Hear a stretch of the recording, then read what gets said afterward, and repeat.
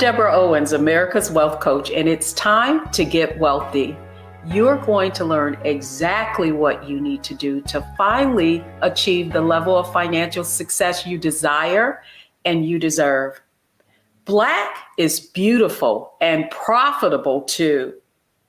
The beauty supply industry is an $18 billion industry, and African Americans buy more ethnic products than any other group, 9 times more to be exact.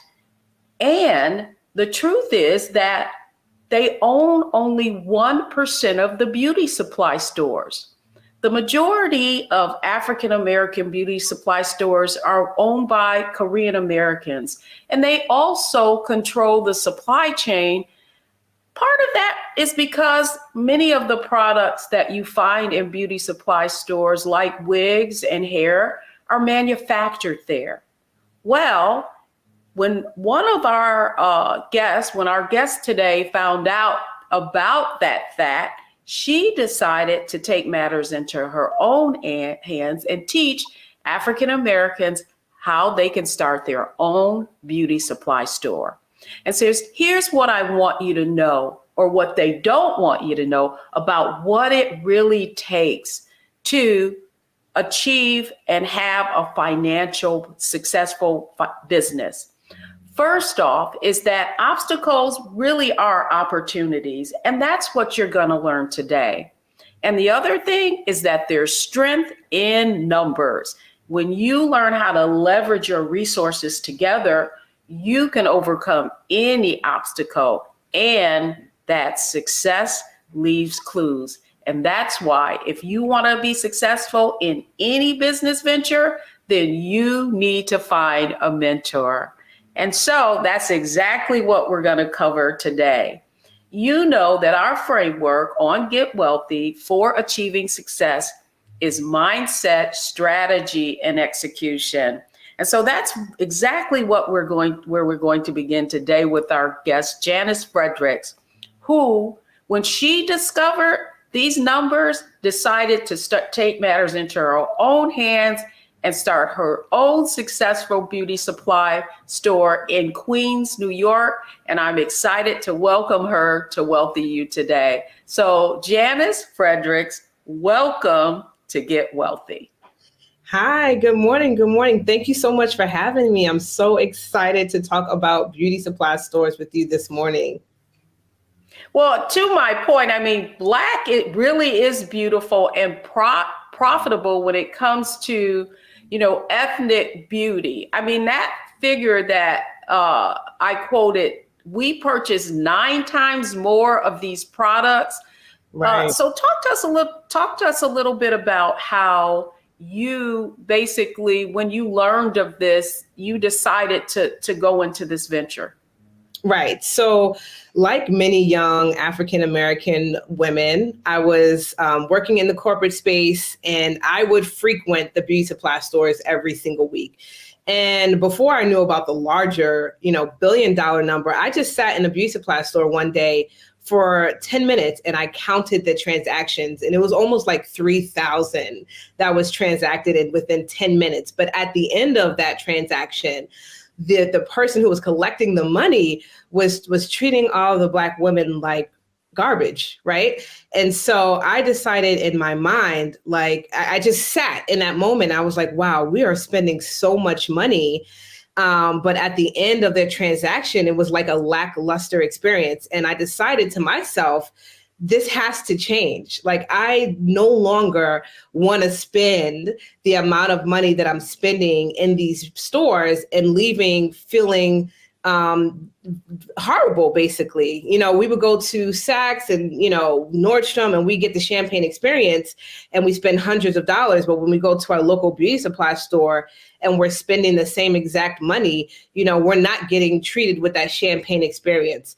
And that's exactly why I started my own beauty supply store almost 12 years ago, because I wanted to be the change. I wanted to see this industry. And I also knew that Black women spend a ton of money on beauty supply, as I was in that store just counting the transactions. As I thought about how much money Black women spend in beauty, I sort of like look at my aunts that they were the glamour queens, right? And so, certainly they grew up in the Jim Crow era. And I remember my aunt saying to me, oh yeah, we literally had to use charcoal for eyeliner, right? And yet they would still make themselves up into these some of the pictures of them when they were young were just amazing. And we do know that style is a big part of the African American experience, not only African American experience. I've even become like a what do they call it? A Nollywood junkie, where I look at Nigerian movies and I see just the glamour, even though they may not have a lot of money, but style is very important. It's very important. What I want, very important to us, is like a part of our DNA. It's how we, convey our authenticity.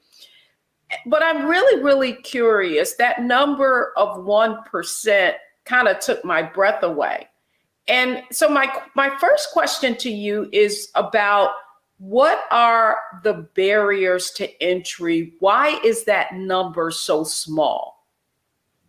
Right. So that number is small. Like, as you mentioned in the beginning, this is an Asian dominated market that was actually designed to do that. And so back in the 1970s, where the government had put certain clauses for the Asian Americans to profit off of this industry through manufacturing and distribution, that happened all back in the 1970s. And so that there were clauses to allow the Asian Americans to come to America and be successful through those distribution channels. Well, then they needed a retail space for those channels to survive. And that's when the beauty supply stores really started to kick off.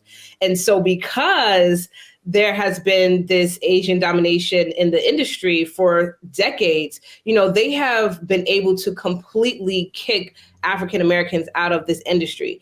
And so when I got started in 2010 with my beauty supply store, I had to literally find another Black-owned stores just to get products.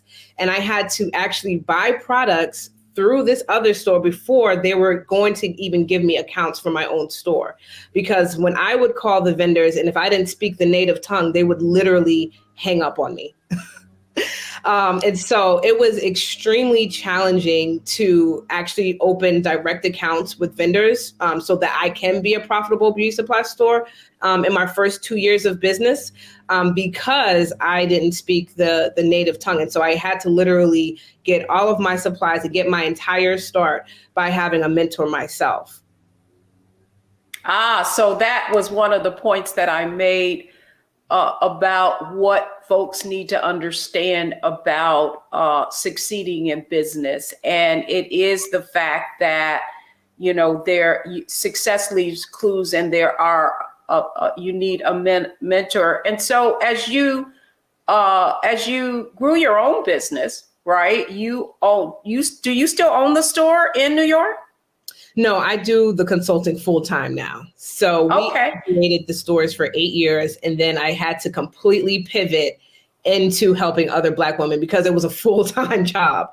And so now that's what we do. We literally take you from A to Z on all of the things step by step you need to have in place to open and run a very successful beauty supply store with your own unique branding, because we know that there are a dime a dozen in our community. And we are not only just competing with our local beauty supply stores, but we're also competing with the big box retailers now, because as you know, Deborah, the Targets and the Walmarts, they are all after Black hair care now, especially in the natural space.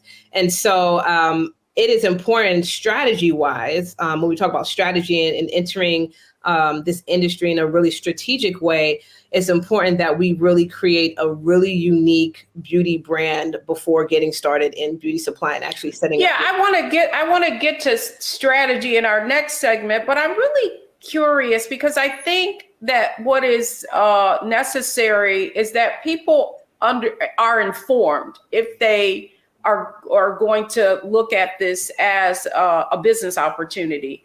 And so to that end, in terms of the mindset, certainly you encountered a number of different challenges and obstacles, not speaking the language, the fact that the supply chain is, clearly dominated by one sector and trying to get the foot in the door.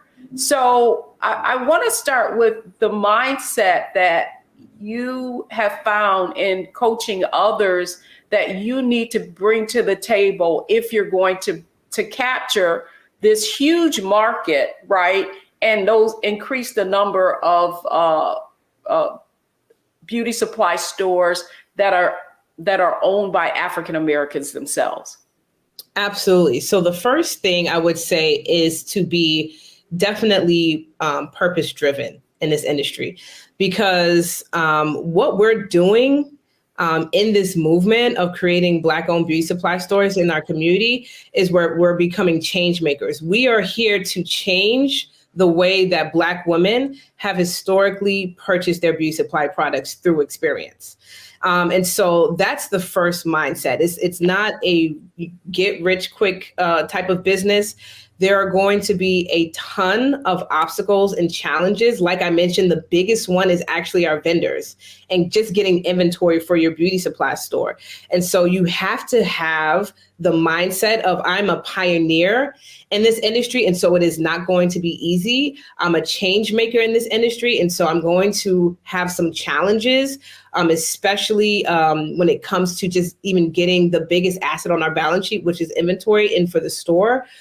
You definitely have to have the mindset of this is a risk, right? Again, because we are, treading these waters that aren't really known in our community, and we're all doing this for the first time. Most of the Black-owned stores in the community are the first ones there, and so with those things in mind, you really have to have tenacity. You have to have grit. You have to be able to pivot. Because a lot of times, again, just going back to that Asian domination, that we have to be able to pivot when they say you can't open a store here because there's a store 3 miles away. And I have seen that with many clients.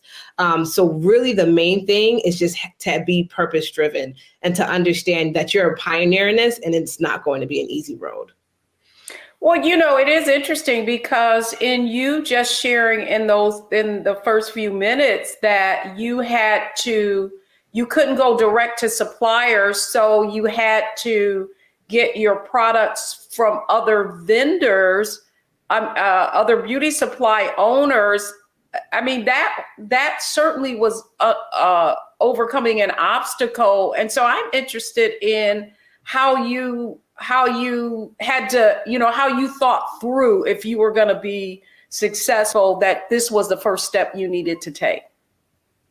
Yes. So as I tried to navigate opening my accounts directly, and then I was, hit with those obstacles, I thought to myself, listen, this is not going to always be the issue.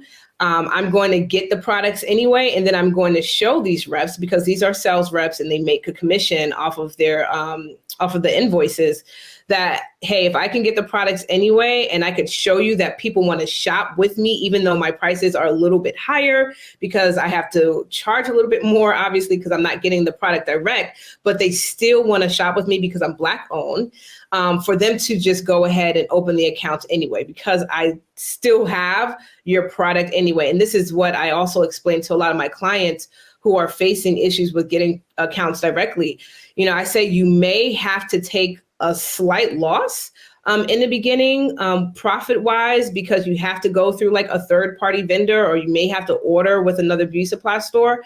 But after a while, once they see that people are going to support you, even with a higher price point, because you're a Black-owned beauty supply store and you're offering them experience outside of just the products that they buy, so it's not so transactional, that they will still support you, and that it will be advantageous for the vendor to open accounts for you. So that is exactly what I did. I just kept moving forward. I got the products at a higher price point, and I wanted to prove to them that even at this higher price point, people will still support me because I'm Black owned and I'm offering them the experience that they don't get at their traditional beauty supply store or the Target.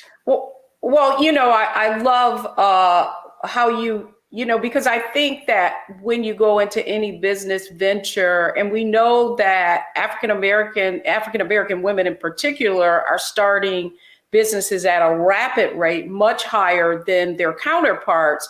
And so when we come back, I want to talk with you a little bit more about what specific strategies are needed to succeed in this industry. So don't go anywhere, folks. We're having a fascinating conversation about the beauty supply industry, the Black beauty supply industry, with Janice Fredericks. She has a coaching and consulting company called Retail Genius, and we'll be right back.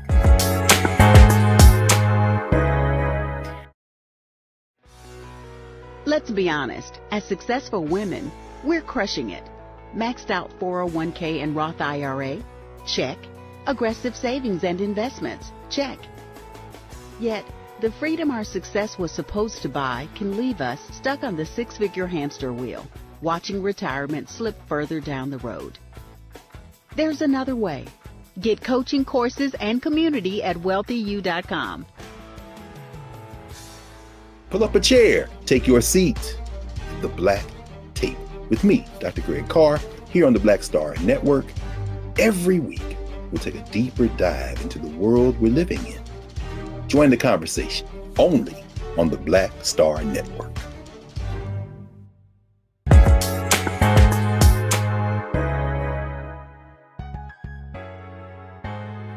Welcome back to Get Wealthy. I'm Deborah Owens, America's Wealth Coach, and we're talking Black is Beautiful and Profitable today with Janice Fredericks, who opened her own beauty supply after she discovered some of the stats that we're discussing today. That, although we buy 9 times the amount of products, Black women that is, that we only own 1% in this industry. And how, on Wealthy and Get Wealthy, we say that problems are opportunities. Well, that's exactly what our conversation is about today. So Janice Fredericks, fascinating how you are sharing, sort of inside baseball, the reason why there are only 1% of these stores are owned by African Americans is because the barriers to entry can be quite high.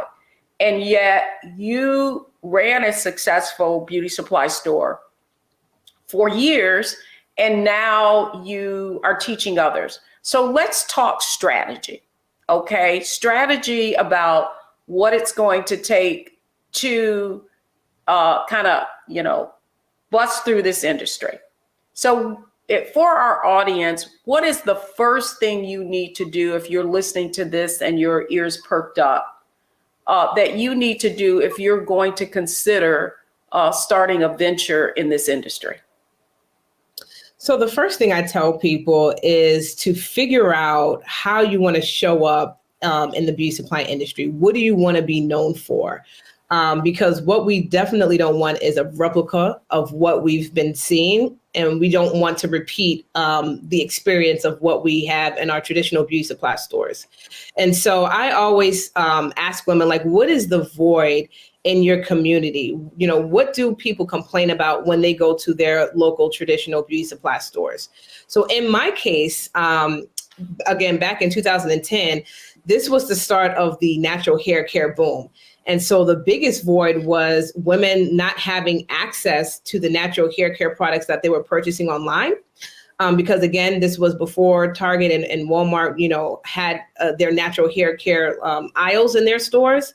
And so the only way to get these products was online. And so I decided to capitalize on that because I saw that that was a void in the community. And I was actually one of the first beauty supply stores, even nationally, to carry several Black-owned natural hair care brands in my store.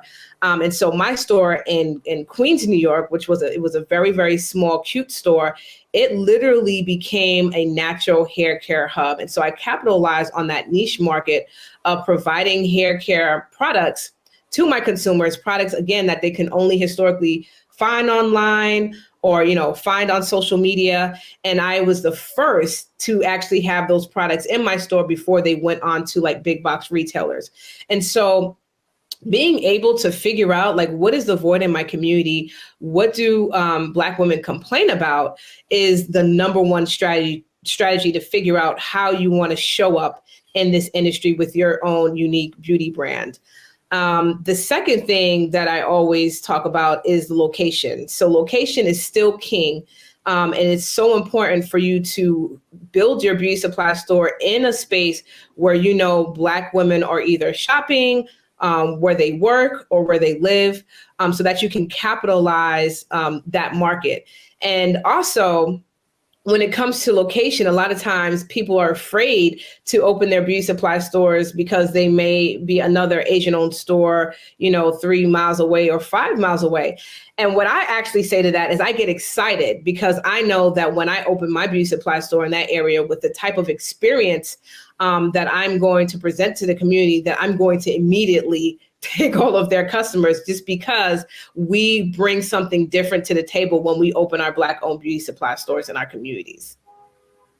Yeah, it's interesting you say that. I certainly believe there are riches and niches, and it's really about finding out what is the, what is the real problem. I love how you frame this, because that's the whole point, right? Like, obstacles and problems are opportunities. You just have to figure out how to serve it.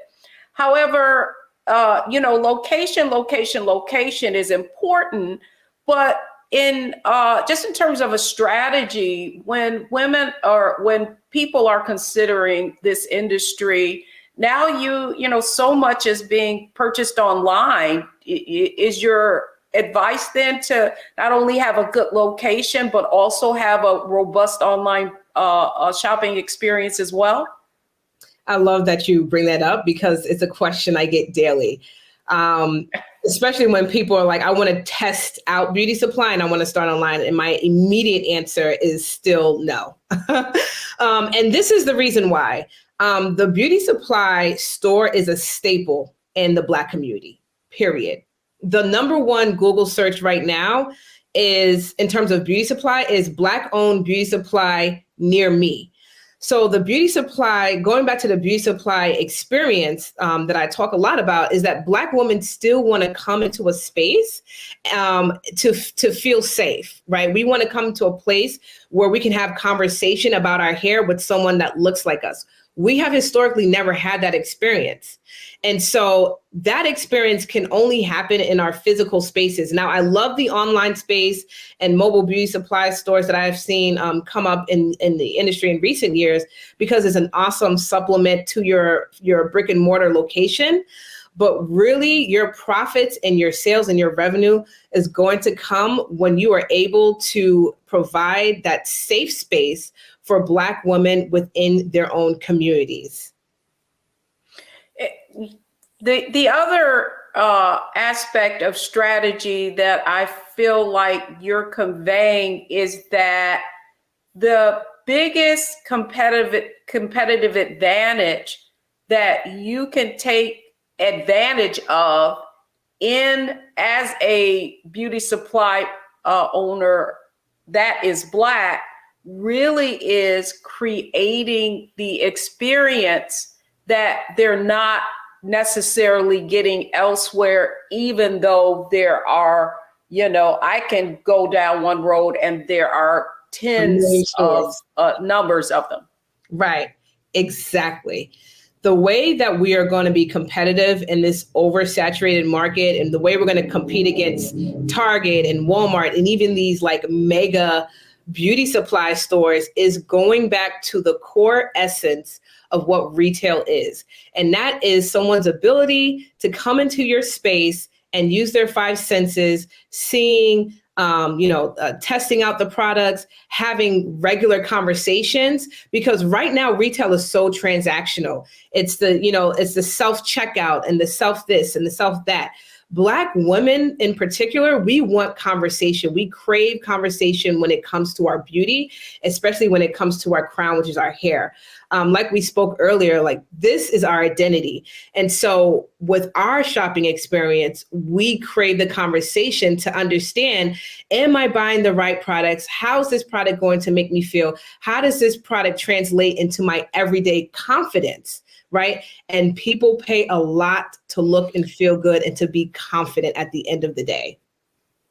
Well, it's interesting as well, Janice. I think the point that you're hitting on, and I hope our viewers are getting this, is that there's price and there's value, right? Absolutely. And I guess the point that you're making is if you're going to enter this industry, it really is about creating value beyond just the product.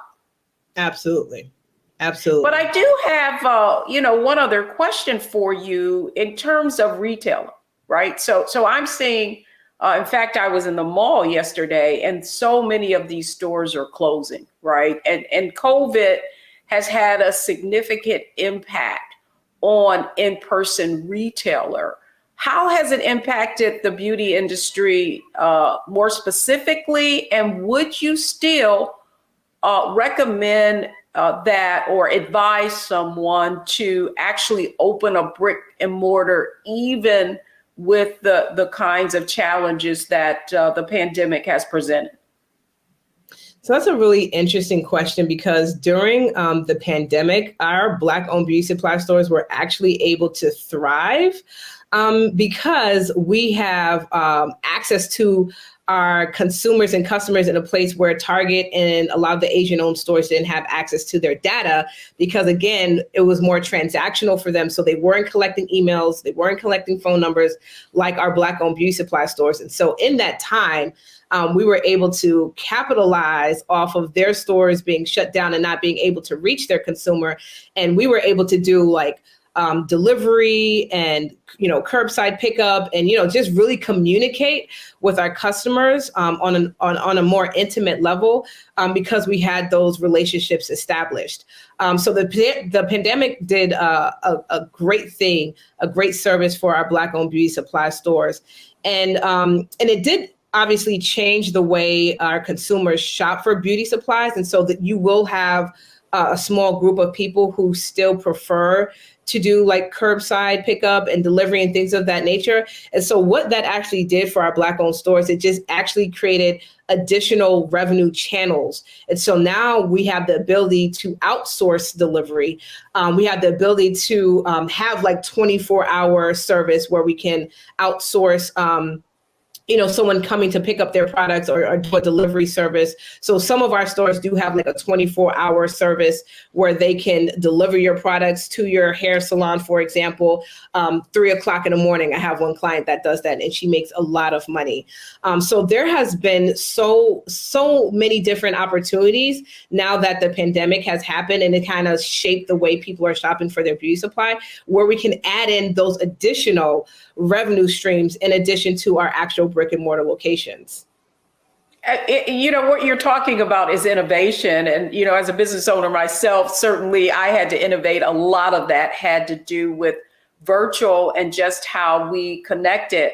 However, last thing, I think the biggest impediment or one of the biggest challenges in retail right now, we're hearing how difficult it is for staffing. And so what advice would you give to someone considering this venture around, attacking that whole staffing challenge? So my number one thing when we talk about hiring people for your beauty supply store is just making sure that they understand that this is a purpose-driven business and that they have that mission and vision ingrained in them. So they're not just, because retail has very high turnover. We all know that. And so you will experience a little bit of that. But if you do an excellent job at explaining what the mission and vision of this business is, and explaining to your potential staff members that, there is an overall movement that is being taken place in the Black community where you can be a part of this, that definitely helps with retention right now. Oh, I love it. Mission, vision, and values is always the way to retain employees and help them to feel a part of not just, movement. it's not always about the profit, right? It's not always about the profit or making money, is that people want to feel valued and affirmed in their workplace. We've covered a lot in terms, we started with mindset, know that you're going into this and that there are some, some challenges, some things that you're going to have to overcome, but those challenges are opportunities if you approach it the right way.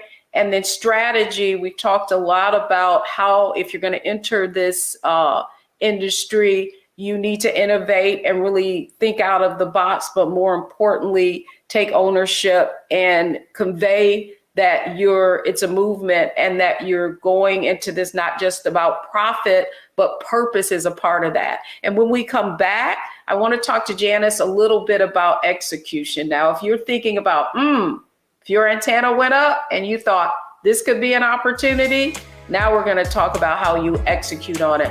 So we'll be right back. Hi everyone, my name is Yemi. I was a part of Genesis Beauty Supply Bootcamp. I have to say the class has been amazing. It's been a blessing actually, because I knew I wanted to open a beauty supply store. I just didn't know where. Once I started the class with her, she helped me understand and have a solid foundation on how to run a successful retail business and how to open one as well. We discussed about branding, marketing, our inventory mix and all of that. And whenever I had questions, she was more than willing to answer them, and she was very professional. And it has been really great, honestly. And then I feel confident that once I start, I will be able to have a successful business, and she instilled that confidence in me. Thank you, Janice.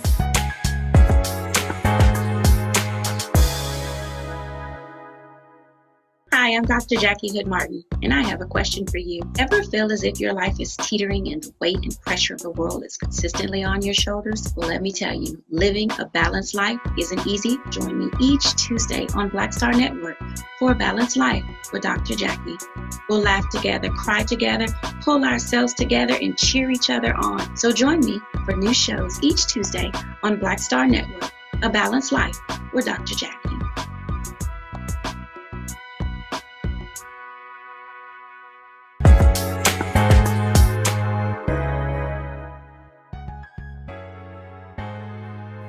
I'm Deborah Owens, America's Wealth Coach, and I hope you're enjoying our conversation on Get Wealthy today. Black is beautiful and profitable, and our guest today is Janice Fredericks. She is owner of Retail Genius, and she has taken the beauty supply industry on and helping more Black women get involved in it. There's certainly room for growth, knowing that only 1% own beauty stores in this industry. And so now it's about execution. So Janice, come on back, because I am all about execution. We talked about mindset, strategy, execution, and the reason Get Wealthy exists is to help people get exposed to information on how to build wealth. And now we're talking about building wealth through entrepreneurship. So I want to take an inside peek of the kinds of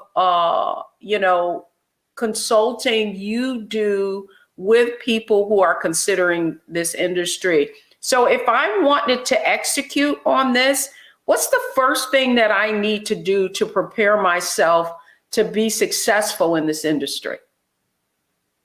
Yes. So the first thing that you need to do to be successful is to go back and think about what your why is for even getting into this industry, and why you want to, create a beauty supply store in your community, and how you want to show up in this industry. Like, what is going to be your it factor?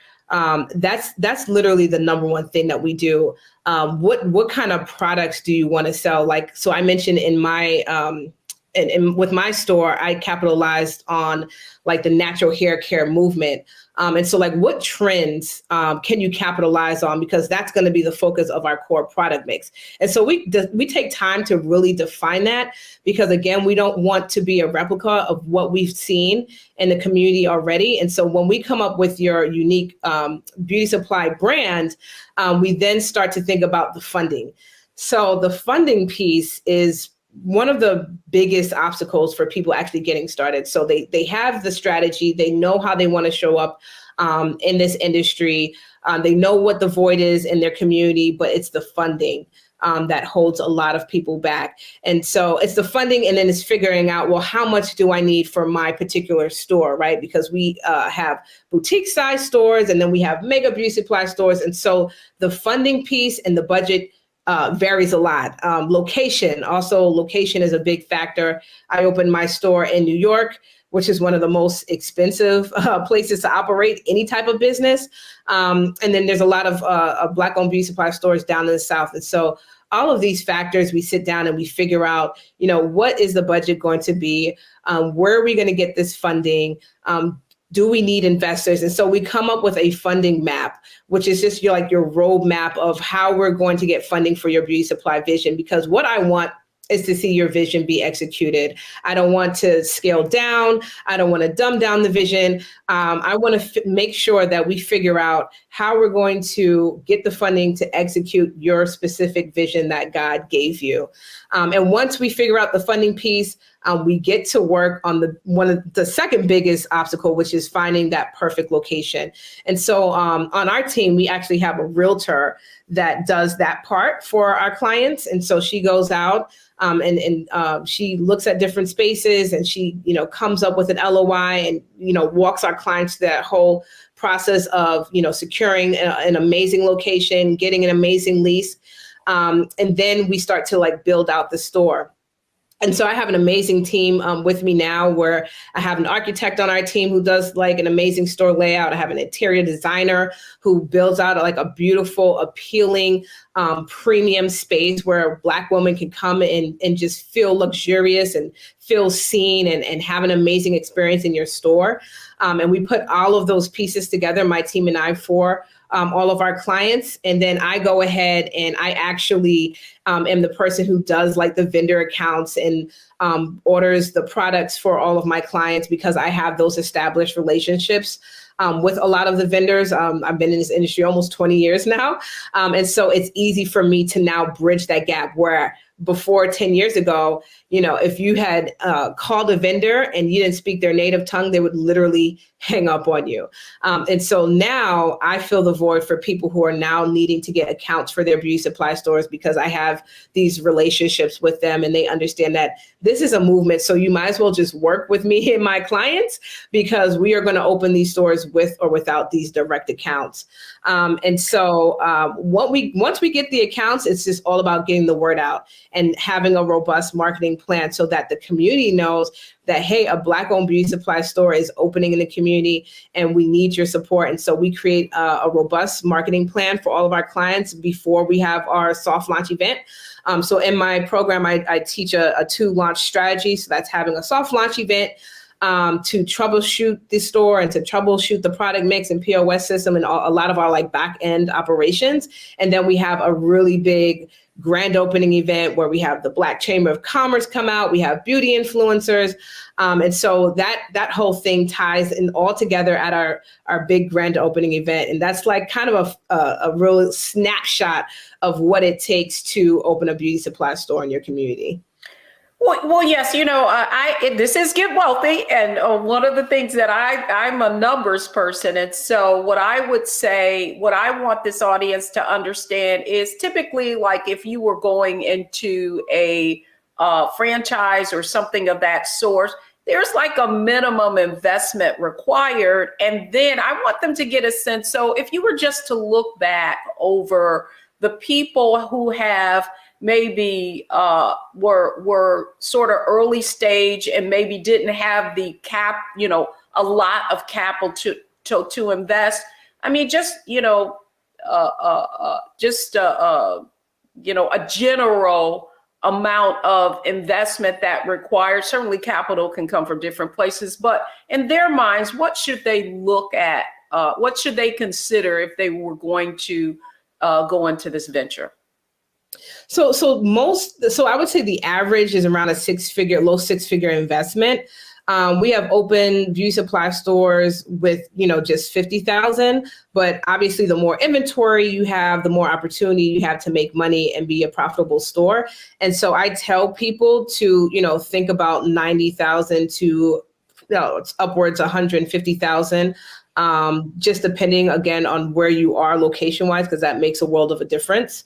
And also the type of inventory you want to carry in your store. So the biggest pieces to think about is your location, the inventory, and then the working capital you're going to need in order for this business to run successfully for the first 6 months. That's the three main things that I want you guys to think about when thinking about a beauty supply venture.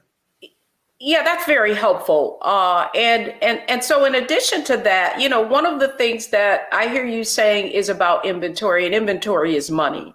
And so in this industry, what are like the terms? I mean, can I buy with a 90-day invoice strategy? I mean, what are the terms, if you will, of agreement for actually getting product? So for inventory, you will have to pay for all of your inventory up front. I've also found that out the hard way.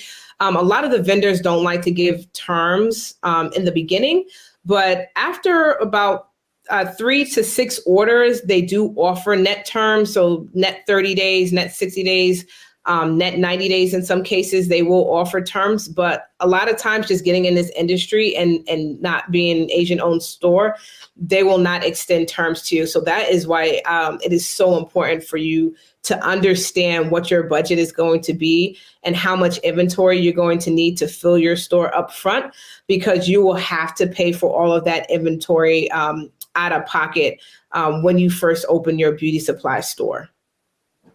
And then, the other thing is inventory is money, right? Like I know the numbers person in me, and even being a business person. So how do I'm just trying to, kind of help the audience understand why it's so important to do your homework and get the type of knowledge you need to be successful. How do I know how much inventory to order and of what products? I mean, do you have like information on, do you counsel them just on, what their product mix should be, and actually how to determine what's going to be in demand? Exactly. So that is the hardest part. And I still to this very day, when I do orders from clients, it is a huge headache because it's so many products, and it takes days to even figure out one invoice. And so how we start with this is that we look at the product mix and how you want to be represented or known in this industry. And then we identify different vendors that carry those specific products. So for example, with my beauty supply store, again, I knew I wanted to focus on like Black-owned, clean beauty, natural beauty, hair care products. And so I had to then identify the vendors that sold those products. I had to reach out to a lot of the manufacturers as well as the distributors who carry those products, and then get the pricing to understand what the budget is going to be. So it is a really, really tedious process, to say the least. And now we actually, remove that headache for our clients, and we do that ourselves. But when I got started, I had to rely on a mentor for all this information, because this is not something that you can find online. This is not something that you can Google. You literally have to sit down with someone to understand, what is the pricing, how you price your products, what is selling right now, what are people asking for. You have to literally connect with a mentor, or someone who's seasoned in this industry, to really understand all of this information. Because again, the Asians understand this stuff because they have been in this industry for decades, and they have those relationships already with the sales rep. We, however, have to figure out, where do we get this information? Where do we understand pricing? Where do we even understand what a product mix is? And that was a huge void when I first got started, because, I didn't understand, exactly what the community wanted. I knew what I liked and what I wanted and what my, family members liked and what they wanted. But the overall community was a part that I was missing. And so to partner with someone who understands the trends and who understands consumer behaviors, because they've been, operating their business, was, very, very important for me to connect with, so that I can also be successful in my beauty supply store. And so this is exactly what we do now in our program, is we take people through the process, depending on where their location is, to understand what the trends are, how are consumers, buying patterns in their community, and then we create the strategy based on that data. And then, finally, I'd like to ask you is, we love to analyze, optimize, and maximize. So if you were going to tell someone, one of our viewers, how they would analyze, optimize, and maximize on the fact that this is a market that is has so few Black owners, what would you say in just a kind of quick synopsis of the opportunity itself? Right. So to analyze, number one is just to walk into your own local beauty supply store, just like I did, and to look around and see the amount of money that's being spent in just the time that you're there. Right. And then you could see that, wow, this is a really lucrative industry. I remember in my own beauty supply store, and it was actually around tax time, that a woman came in and told me that she was going to spend her entire tax check on beauty supplies. I remember young girls coming in and spending their whole, McDonald's paycheck on beauty supply. And so, the proof is in front of us, right? We are our own target market. And so we know that the money is there in this industry. With my store owners, the way I talk to them about analyzing and optimizing their beauty supply stores is just taking a look at their POS data and applying that 80-20 rule. Right. And so we understand that, 20% of our product mix is going to bring in 80% of that revenue.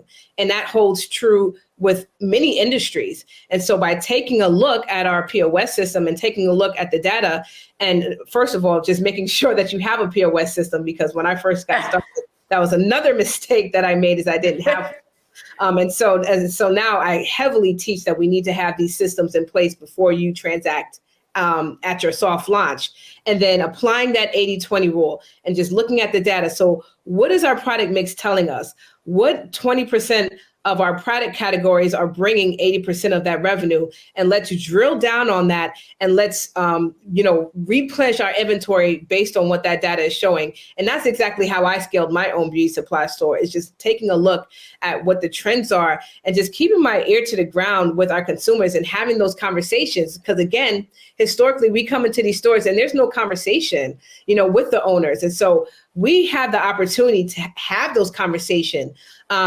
Having events was something that I started with my beauty supply store, and there were never events in the beauty supply store. We never sat down and had actual Black-owned natural hair care brands come into our stores. So I teach a lot of these different innovative strategies with my clients, is that you have to, have these experiences with your consumer to know what is working versus what is not working. And then you can capitalize on that information through experience.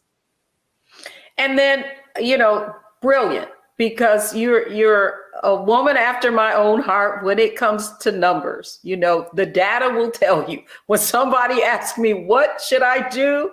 I say, crunch the numbers. And then finally, Janice Fredericks of Retail Genius, please let our audience know how they could get in contact with you if they want more insight and information on Retail Genius. Absolutely. So you can find me on Instagram and Facebook at The Retail Genius. I also have a free mentorship group. So if you are just curious as to what this looks like, you can join our free Facebook group. It is called the Black Beauty Supply Power Circle over on Facebook, where I go live and just share information about what it takes to be a Black-owned beauty supply store. And then also the website is theretailgenius.com. Excellent. Well, Janice, thank you so much for coming on and giving us some insight into an industry that far too few African Americans are involved in, and that means that there is opportunity. And so I want to leave you with these three things today. So thank you so much, Janice. So I want to leave you with these three things. What are the takeaways from our show today? First off is that relationship, find a mentor. I know to be successful in any business, you want to learn from somebody who's already had a few challenges that they've overcome so that you can learn from them. And then one of the things that became really, really clear in this program is that you've got to build vendor relationships. You've got to learn how to find those products if you're going to be get access to those products if you're going to be successful in this business. And any business venture requires investment in order to get a return on your investment. So really seek out funding alternatives. There are so many programs right now focused on Black women. There are grant programs going on. One tip, if you want to find funding, is a site called Hello Alice, and they have a list of all kinds of grants that are available and are available to women of color specifically. And so that's going to do it for me today. I hope you learned a lot. I hope you learned about the opportunities that exist in the beauty supply industry, and I hope you're going to learn how to get wealthy.